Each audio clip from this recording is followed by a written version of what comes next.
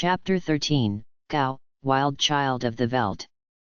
After Cyan had collected his wits in the Phantom Forest and assured the team that he would be quite alright, they made their exit and travelled the only road leading south from the forest, eventually coming upon an uphill path that would lead them straight to Barren Falls. At the top of the falls, Sabin looked out at the view and took in a deep breath of the fresh, water-sprayed air.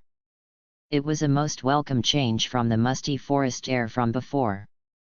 Just off in the distance, Sabin could see the long green plains that were known as the Veldt, and just at the northern tip of the Veldt, he could make out a very small village.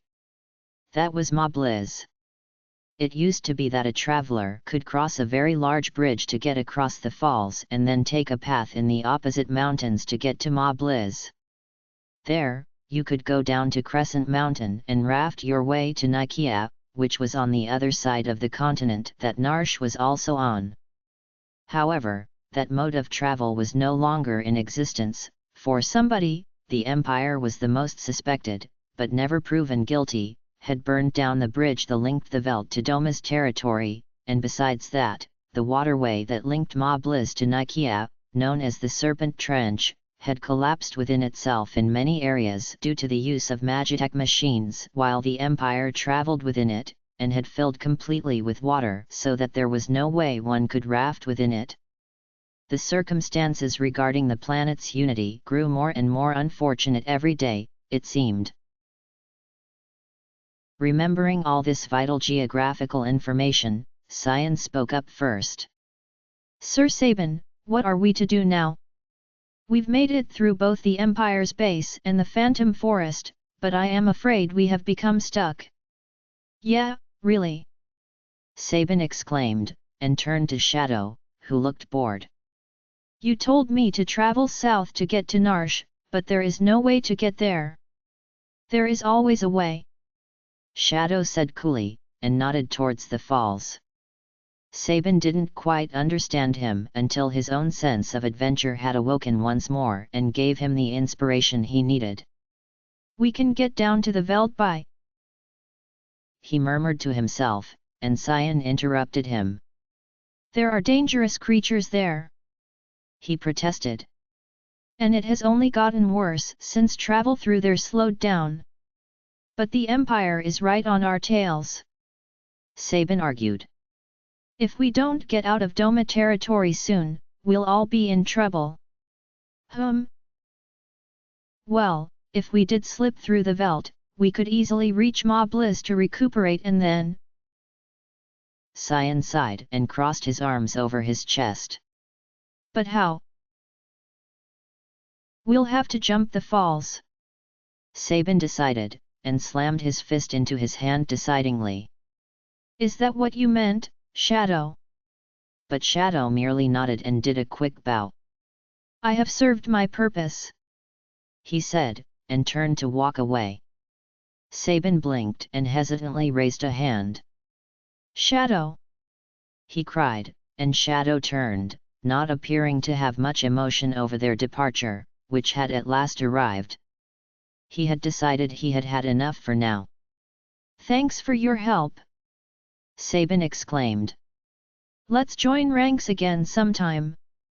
Goodbye, Sir Shadow, Cyan added, and Shadow nodded again and suddenly took a flying leap from where they had been standing to the lower path below that they had climbed up to get to the falls. In a few seconds, he had disappeared from their view. He's like the wind, Cyan commented to himself, and then turned back to Sabin. Now, please tell me you were joking about jumping the falls. Of course not, Sabin exclaimed, and laughed. Are you afraid? Are you crazy? Cyan shouted in return. We'll never make it. Sure we will, just hold your breath, Sabin said casually, and suddenly grabbed Cyan, tossing him over the edge of the falls. Ah, Sir Sabin! Cyan's shouts could be heard as he flew down the falls, his voice echoing and fading ever slowly as he descended. Sabin laughed more and took a giant leap off the cliff himself, plunging into the freezing cold water of the falls that pushed him downwards so fast that he could barely keep focus on his surroundings. He had to admit that the pounding water sure made a great body massage though. This was the way that the overly positive Sabin thought most of the time. However, the pounding water and the roaring of it all around him was beginning to make him feel slightly lightheaded. Whoa! Cyan cried, who was quite a ways below Sabin by now. A most monstrous fish that was a shade of violent purple had suddenly leaped up from Cyan's side from the falls and snapped its ugly jaws right near the tip of his nose. He had no bloody idea what this thing was, but it did not look too keen with having visitors. Thinking that it would have given up after failing to bite Cyan once, he began to relax again, relax as best as he could while body surfing down a waterfall, when all of a sudden the nasty creature leaped out of the water again from Cyan's other side, and tried this time to snap off his ear. Arg! Cyan grunted as he struggled to unsheath his blade. However, the water was pounding far too hard on his arms and shoulders, practically paralyzing him in place as the creature leaped about, trying to eat him a body part at a time. Sabin, help! Cyan cried, cringing as the monster let out a vicious growl. Sabin, hearing his friend even over the roaring waters, sleepily opened his eyes after halfway drifting to sleep and saw Cyan below him, struggling to avoid the attacks of some purplish fish. Determined to save his friend, Sabin pushed his hands together in blitz stance and decided that he had best warm up his good old aura bolt spell. After chanting a few holy words, the shining beam of light shot out from between his hands and hit the purple target, head-on. Fried, the fish let out a defeated whimper as its crusty body burst into a bright light and dissolved a moment later. You okay down there? Sabin cried. I'm fine now, thanks.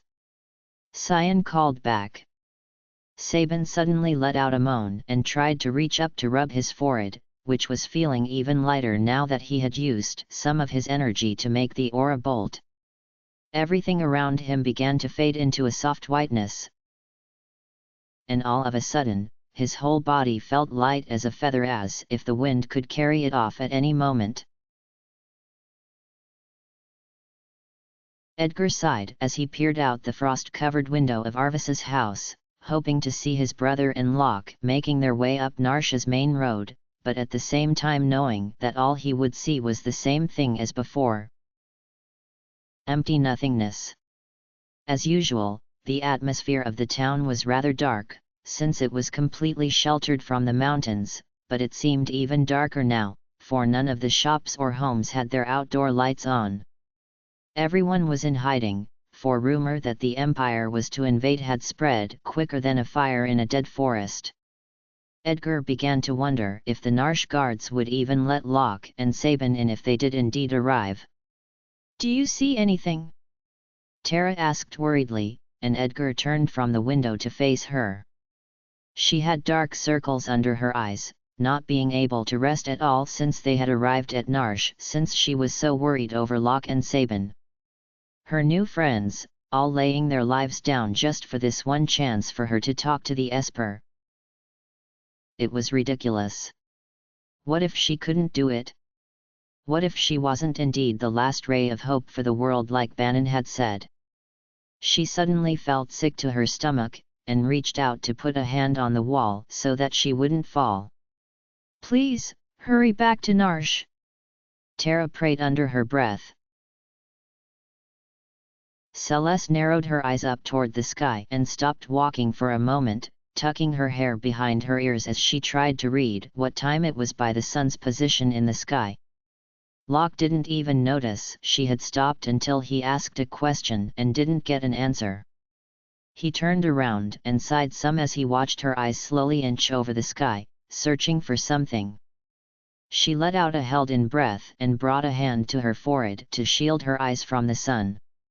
When Locke realized he was staring, he shook his head and cleared his throat loudly, causing Celes to look over at him. What is it? She asked, and lowered her hand so that they were facing each other. Is something wrong? Locke asked worriedly. We'll be in Narsh soon. If you're having second thoughts, that is. Celes shook her head to that, much to Locke's relief.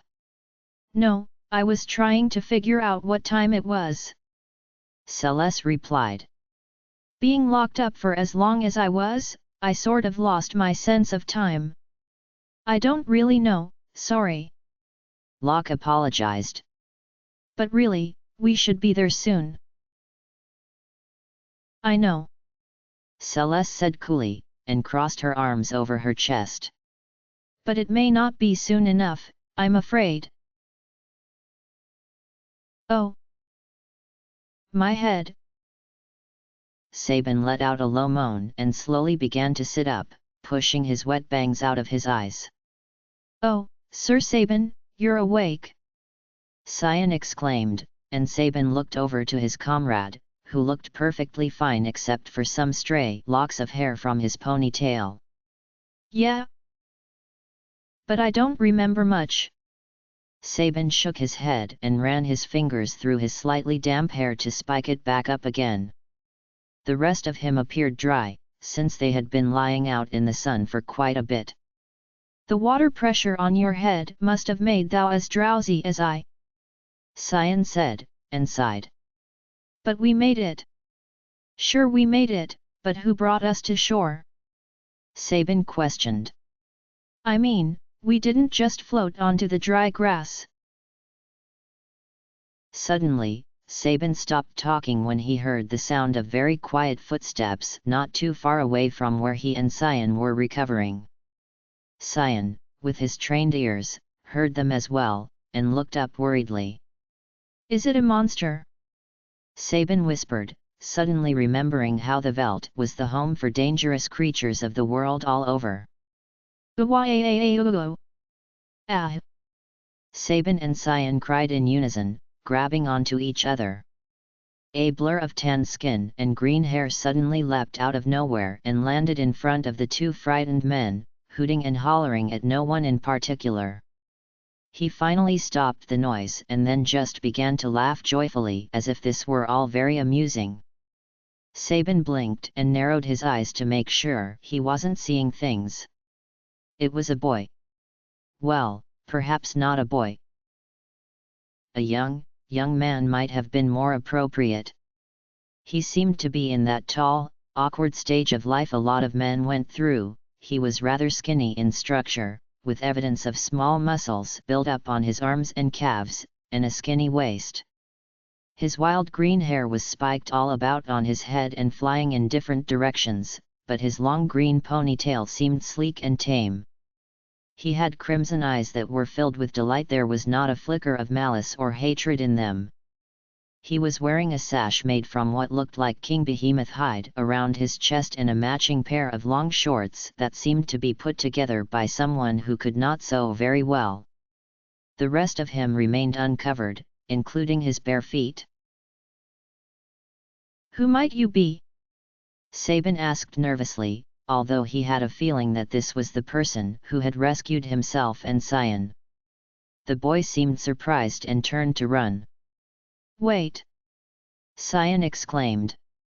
Was thou the one who pulled us from the river? How can we thank you? The boy stopped and seemed to think for a moment, as if deciphering Cyan's sentences one word at a time. Gao! Hungry! He suddenly cried, and rubbed his stomach. Sabin and Cyan looked at each other, confused. What's a Gao? Sabin asked. I think that is his name. Cyan said. And I think he is hungry. We don't have any food. Sabin squealed. Think he'll eat us.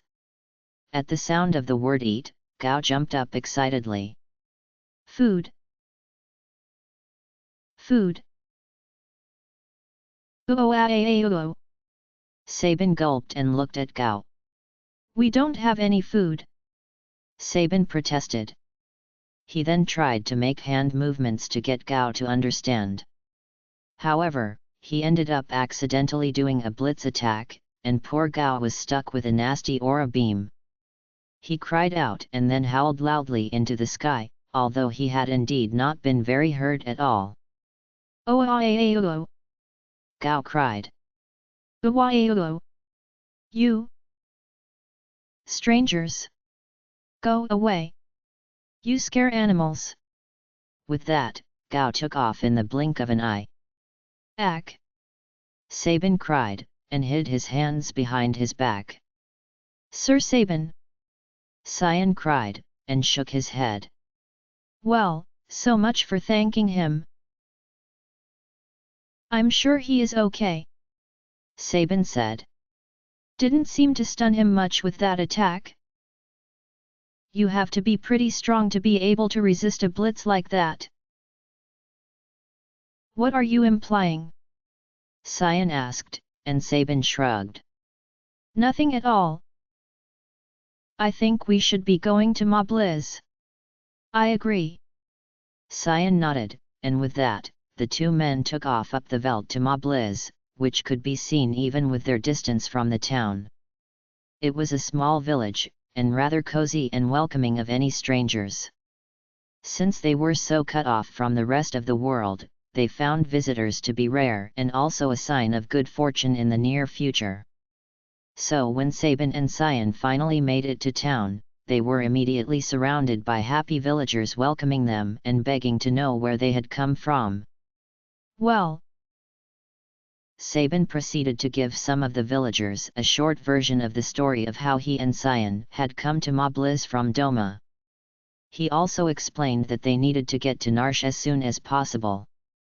To get to Narsh, you need to get to Nikia first, a young woman said, who was holding the hand of a small child. She had light blonde hair up into a bundle of curly tendrils on the side of her head. But we can no longer go there, I am afraid. You mean there is no way? Cyan asked painfully. There used to be a way, after the waterway collapsed within itself, she said, trying to ignore the child now tugging on her hand.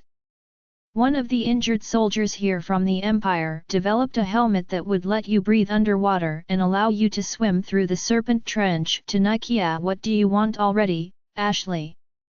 The woman looked down to the girl, who looked desperate for attention. Ask them if they have ever been in Miranda, Katerin. The girl demanded impatiently. Katerin sighed and did just so. Have you been to Miranda recently? No. Sorry, Cyan said, and Sabin shook his head. Oh darn! The little girl pouted. Sabin looked up quizzically at Katerin, who sighed some. My cousin here is worried about this soldier who lives in a house in the northern part of our village, Katerin explained. He is from Miranda, and he also has a girlfriend there that he had to leave behind when he was forced into the Imperial Army. The only way he has managed to keep in touch with her is with carrier pigeons, but he explained to us that he was anxious to hear news about Miranda from travelers too because he is worried about Lola. Lola? Cyan questioned. Oh, his girlfriend, Katerin said. But thanks anyway. If you want to see the soldier, he, as I said before, lives in the house up north. Bye. And with that, Katerin took the little girl with her and left. A few moments later, the crowd that had gathered around Sabin and Cyan thinned out, but no one had been able to say much more about getting to Nikia, except for one man, who explained that the helmet Katerin had been talking about was stolen from the village not too long ago. Well, I'd say we are in a most undesirable position, Cyan commented as he and Sabin strolled about town. Duh! Sabin said, not nearly as cheerful as he was before. We're stranded here unless we find that helmet. Perhaps we should visit that soldier, Cyan said thoughtfully. Why's that? Sabin asked. Well, I wonder if he is the soldier that invented the helmet in the first place, Cyan explained. You know, like Chere said? If he was, then maybe he could help somehow. Good idea. Sabin agreed, and he and Cyan walked up to the northern house where the soldier was said to be living. It was a very small house, and looked deserted, but when Sabin knocked, a small voice from within shouted, "Come in!"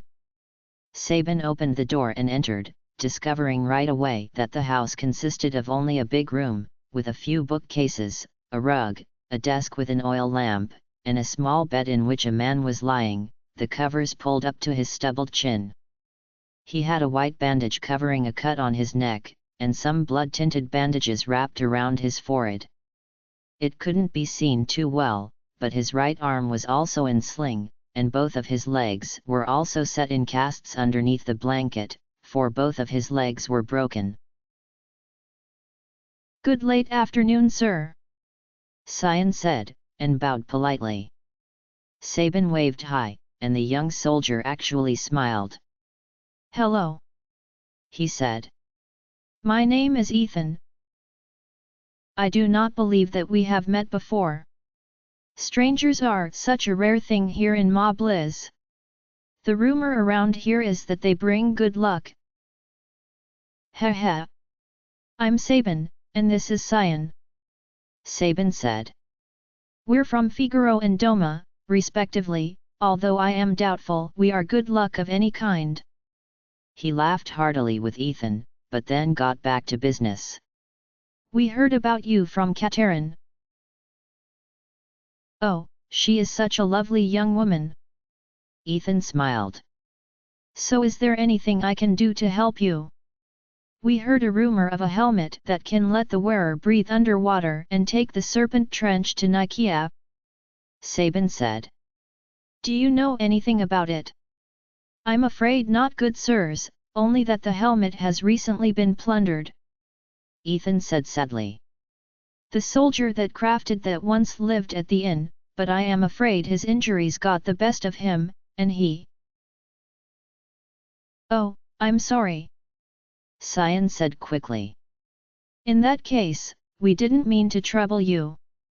You didn't, don't worry.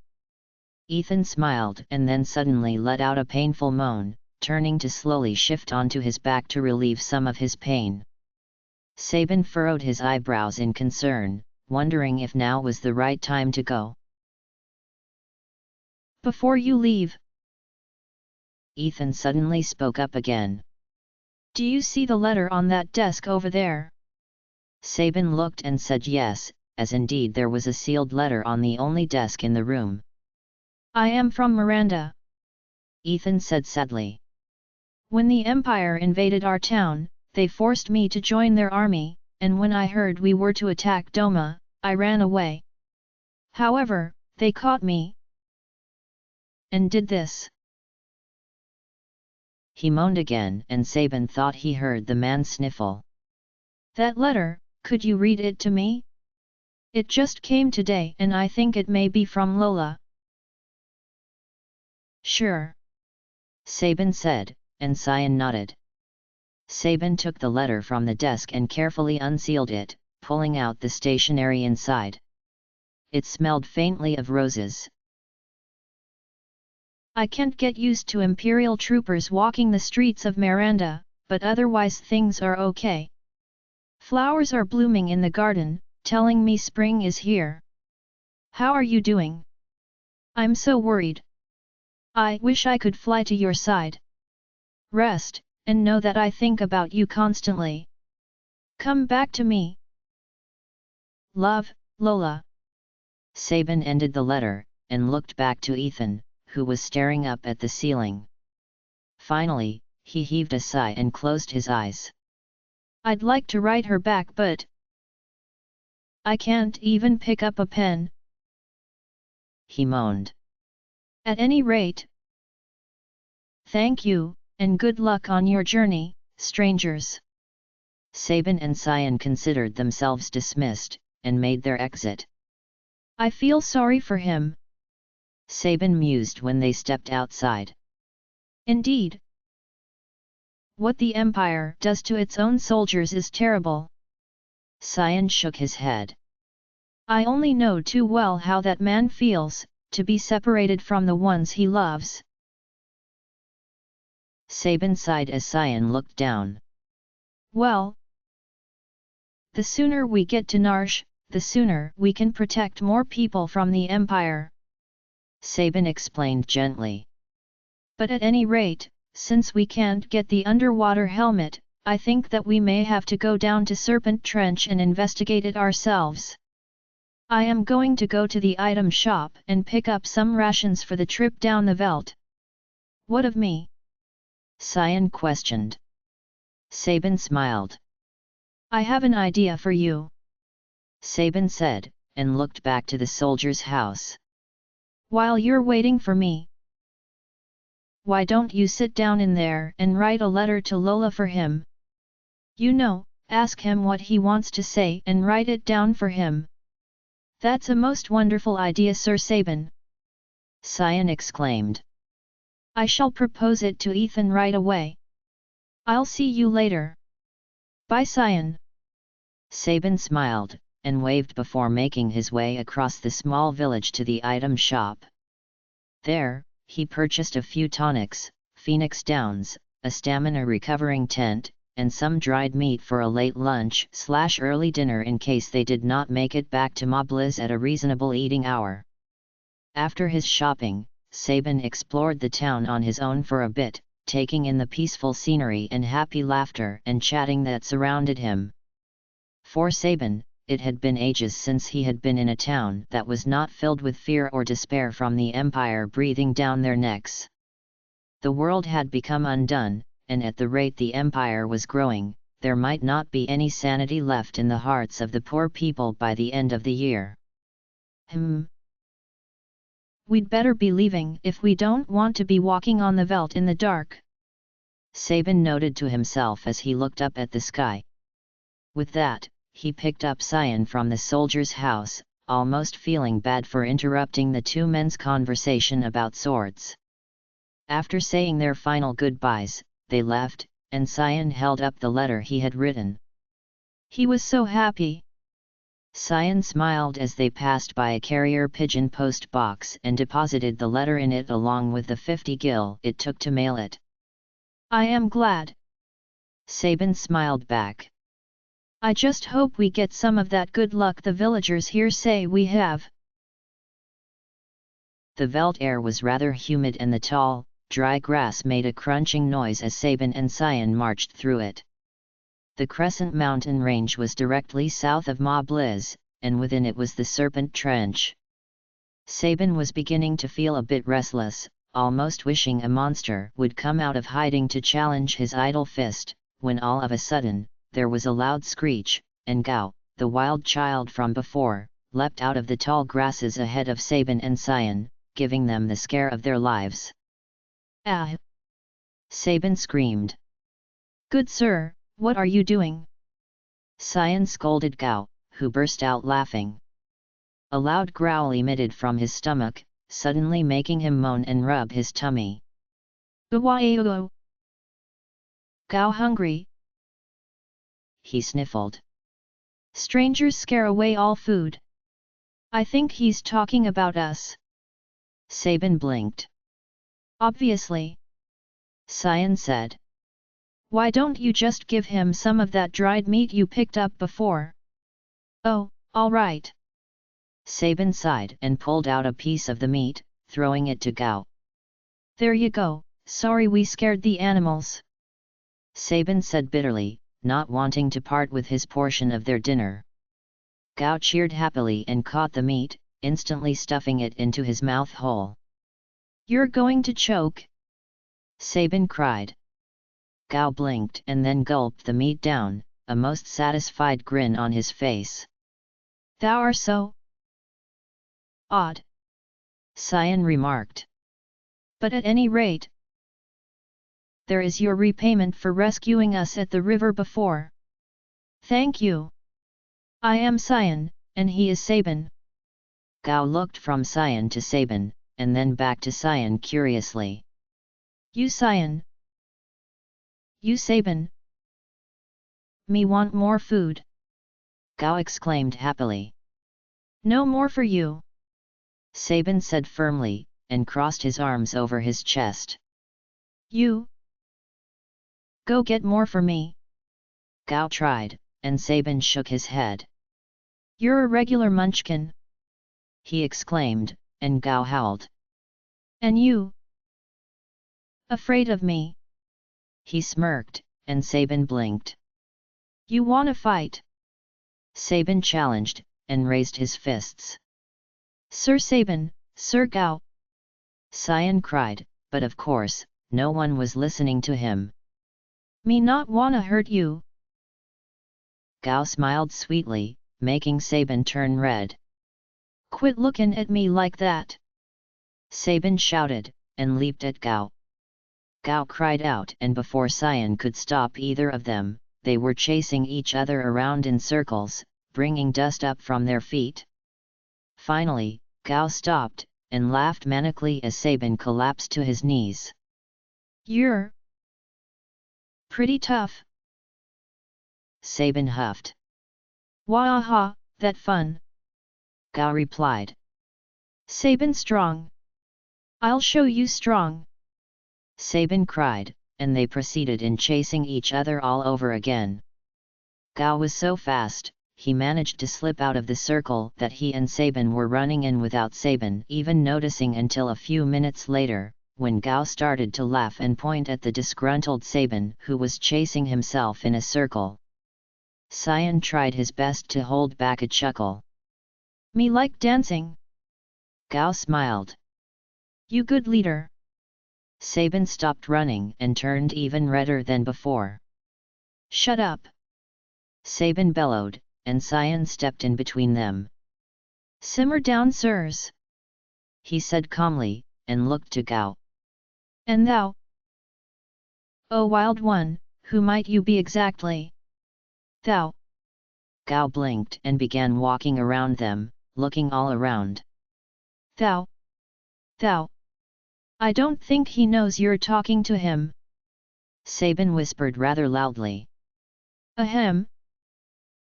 Cyan began, but Gao cut him off. Thou! Thou!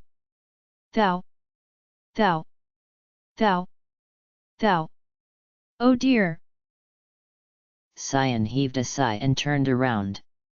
Gao blinked, noticing him right away, and rushed up to Cyan. You angry? Gao asked, but Cyan did not reply. You angry? Me? Gao asked again, walking around to face Cyan. Cyan! You angry? Me? Cyan! You angry? Me? Cyak! Gao squirmed as Sabin grabbed him by the sash on his chest and pulled him aside. Listen Gao, his family was just... Sabin trailed off and sighed. They aren't here anymore. But surprisingly, Gao's eyes showed understanding. Me understand. Gao nodded, and walked back over to Cyan. Me sorry. Me not a mean person. Really? Cyan looked up, and Sabin and Gao were both relieved to see him smiling. Well listen! He exclaimed. We can't have ya two prancing round all day. Gao, I think we are going to get along fine together. Why don't you join us? Aha! Gao exclaimed. And me give you present. Gao give Cyan and Sabin nice gift in thanks for food. What manner of rubbish do you suppose he's gonna? Sabin trailed off as Gao began to jump up and down excitedly. Gao's treasure! Shiny! He exclaimed. Shiny, shiny, shiny, shiny, shiny! Can anything be that shiny? Sabin questioned wearily. Does Mr. Thou like shiny thing? Gao asked Sabin, and Sabin nearly fell over. He's Mr. Thou over there! Sabin cried, and pointed to Cyan, who laughed. Sabin did smile though, and brought a finger to his chin in thought. A shiny thing, eh? Think about how jealous Locke is gonna be when he hears about this. Who be Locke? Gao demanded. He bad man? Maybe he tried to steal my treasure. Sabin blinked and tried to look as surprised as possible at the thought of Locke stealing treasure. Locke? Well, he's... Sabin began to explain, but Gao had begun to twirl about in circles, laughing hysterically. Listen when someone is talking to you. Sabin cried. I think he is trying to tell us something. Cyan said, and Gao pointed southward. Here. Here. Shiny thing here. Gao exclaimed, and Sabin and Cyan turned to see that he was pointing to none other than the distant Crescent Mountain. Sabin. Gao said, and Sabin looked back to him. Place where you buy food. It's called Ma Blizz. Duh. Sabin muttered, and Gao looked to Cyan. Cyan. Place where you stand, river brought you here. Gao said, and Cyan nodded. Now we go to Crescent Mountain. Shiny thing there. All right, we will go along with you. Cyan said, and with that, Gao leaped ahead to lead the group. Sabin sighed and wiped the sweat off his forehead. Phew! Why'd we have to invite him along, anyway? He asked himself. Suddenly, Gao walked backwards up to Sabin in a strangely creepy way that made Sabin get a chill. Mr. Thou, hurry up, we're leaving. Gao said, and Sabin growled. Hey, I told you once, I am not Mr. Thou. Sabin bellowed, and with that, chased Gao all the way to Crescent Mountain, Gao laughing the entire time. At the entrance to a cave in Crescent Mountain, Gao began to dance about and make strange motions with his hands that Cyan couldn't even understand. However, Sabin guessed right away. Cyan, the shiny thing that Gao spoke of must be in here. Sabin said, and Cyan nodded. Sir Gao. Cyan began. Where exactly is it? Gao. Forget. Gao exclaimed, and Cyan and Sabin's jaws dropped. Shall we look around? Sabin asked with clenched teeth, and Cyan agreed with a cheerful indeed. The cavern wasn't very big, but still, the shiny treasure could have been anywhere. If only Locke were here, we'd have found this in no time. Sabin thought bitterly. Gao leapt to a corner of the cave and dug furiously, but came up with nothing. Not over here. Sabin mumbled. Gao suddenly looked excited and dug in another area. A few moments later, he held up a tonic. Sabin cried, eyes wide. This is Sir Gao's treasure. Cyan stammered. But Gao quickly shook his head and handed the tonic over to Cyan for safekeeping, while Sabin inspected the edge of a small cliff that looked as if it had been dug at before. Gao grinned and slowly snuck up behind Sabin, who was muttering to himself. Gao! Gao exclaimed, his voice bouncing off the walls of the cave. Sabin screamed and leaped up, a small pouch falling from his belt into the unreachable deeper part of the cavern below the cliff. Gah! Sabin cried. My pouch! That had 500 gil in it. Why you little... Oh dear, Sir Sabin, let me handle this. Cyan cried, before Sabin could wallop on the poor boy. However, Gao escaped both men, running down a small corridor into a new room. A few moments later, he called out their names and Sabin and Cyan both came running after him. Did he get attacked? Sabin cried worriedly, forgetting the prank Gao had just pulled. However, when they came into the new room, they found a very proud Gao holding up a large, golden helmet of some sort with a few cords attached to mouthpieces dangling off of it. Sabin blinked, and Cyan clapped his hands together. Is Sir Gao's treasure? He asked. Treasure? Yes. Gao grinned. This looks like the underwater breathing helmet that they had in Ma Bliss. Sabin said, and looked at Gao. Hey, did you steal this? No, Gao never steal. Gao said confusedly. Stealing wrong. Gao find in monster chamber in part of Crescent Mountain. Monster dead, monster children crying. Gao borrow shiny thing to find fish for monster children. Children grow up and leave nest and shiny thing. Oh! How very noble! Cyan beamed, but Sabin cut right to the chase by snatching up the helmet and looking it over. Looks like it might just fit. Sabin said, and fingered one of the cords. It would seem that multiple people can use this by having one wear it, and the other people use the mouthpieces attached to the helmet. I can tell it is fused with Magitech power. Well, we still should use it. Cyan said. I mean, Gao has used it, and he's fine, right? Sabin blinked and gave Cyan a look that read, yeah, really fine.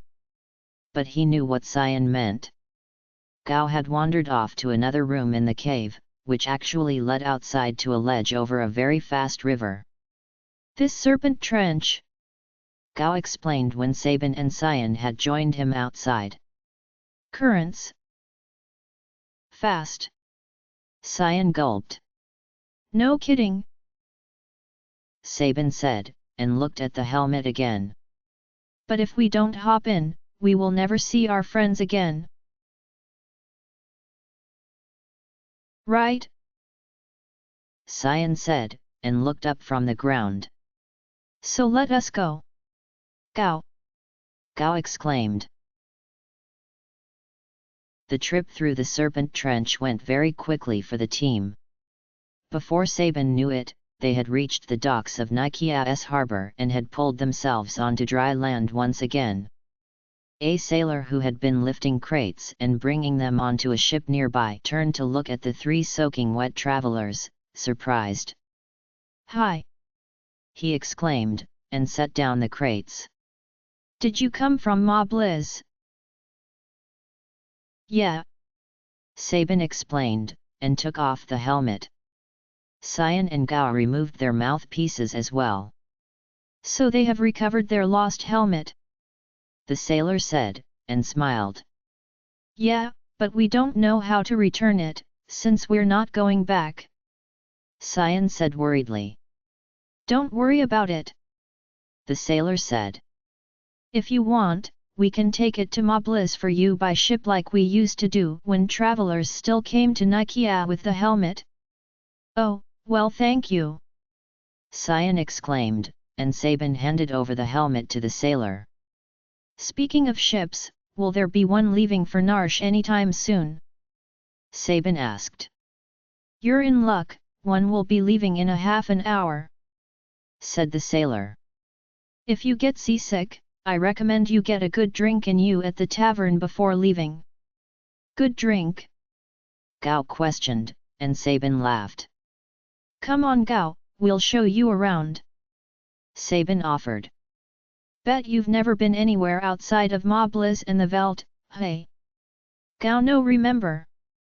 Gao said, a troubled expression coming over his cute boyish face.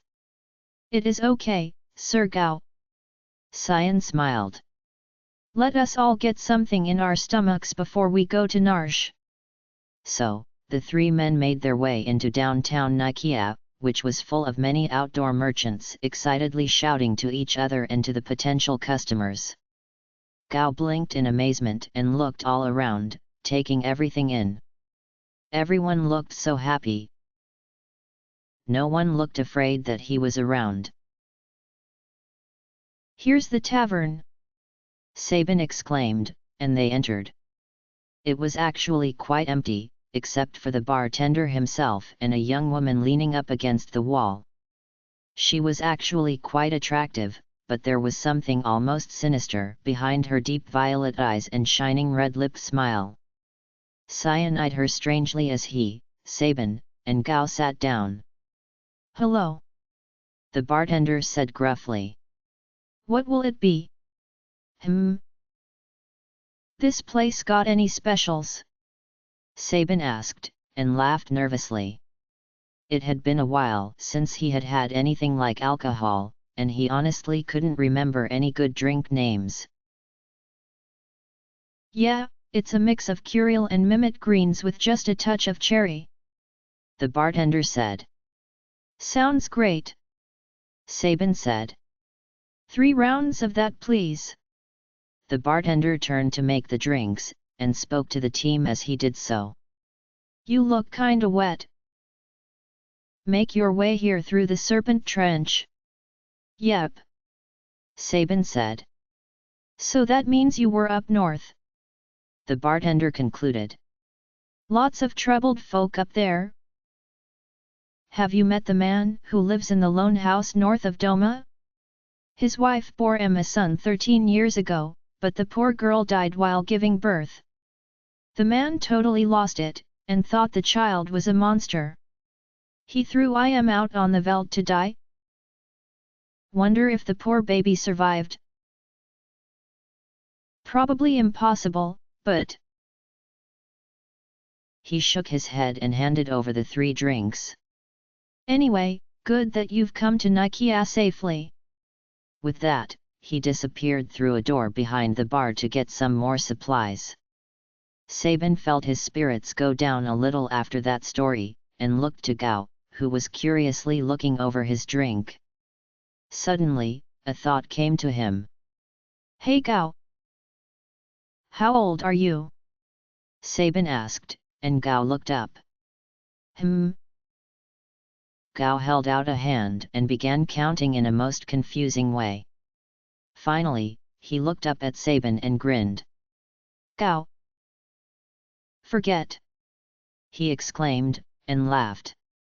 "Figures!" Sabin smiled some. There probably was no connection anyway. But while Sabin was pondering this, Cyan was developing a complex situation of his own. The young woman leaning against the wall had sauntered over to him, and slid on the stool next to him, crossing her legs so that her already rather short skirt rode up even more, making Cyan turn red for noticing. "Yoo-hoo!" she cooed, and smiled. "You handsome thing! How about joining me? Tee-hee!" Cyan blinked and realized the nature of this woman right away. How dare you! You licentious howler!" Cyan cried, and leapt from the stool. The woman smirked and followed him, forcing him to step backwards until he was pressed against the wall. "Geez, don't blow an artery, baby!" she exclaimed, and Cyan cringed. Baby!" he howled. "Cyan!" Sabin laughed, and stood up. "Don't let it get to you."